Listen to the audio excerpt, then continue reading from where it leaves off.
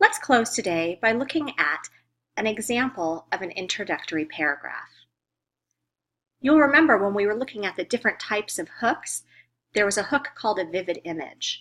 And we said that that vivid image would work particularly well for a persuasive essay on the topic of school uniforms.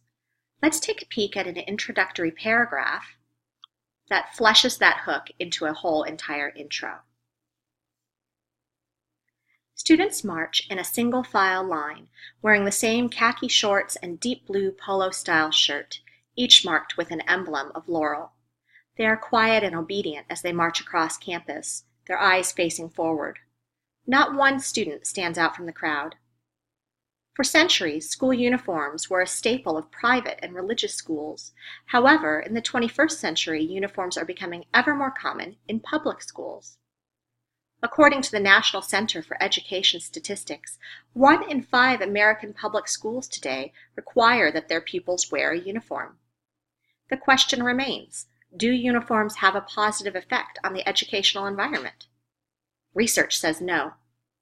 Public school students should not be required to wear uniforms because school uniforms promote conformity over individuality and emphasize socioeconomic divisions, and school uniforms do not positively affect attendance or academic performance. Let's take a look now at the same intro broken into its pieces. In red, you see the hook.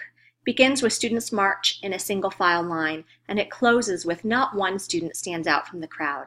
The whole purpose of the hook here is to create a vivid image in the mind of the reader. Next, we have a bridge or a transition, and we're heading toward the thesis. There's some context, a little bit of history about school uniforms provided. Not a ton, just a sentence or two. We see that school uniforms used to be something you saw with private or religious schools, and we have a statistic that 1 in 5 schools today requires that public school students wear a uniform. And then you see me moving closer to the thesis. The question remains, do uniforms have a positive effect on the educational environment? Research says no. You could see that in the bridge, the ideas are becoming more narrow and focused as we lead the reader toward the thesis. At the end, we have a thesis statement with a 3-point blueprint for the body paragraphs. Public school students should not be required to wear uniforms. Let's look at that piece first. The topic is uniforms, and the stance is that students should not be required to wear them.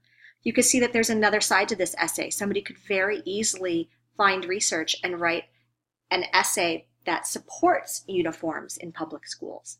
But in this example, the topic is school uniforms. The stance is that students should not be required to wear them. And then we close with the 3-point thesis. Here's the why. Public school students should not be required to wear school uniforms because school uniforms promote conformity over individuality and emphasize socioeconomic divisions, and school uniforms do not positively affect attendance or academic performance. So you could see where the body paragraphs will go after this introduction.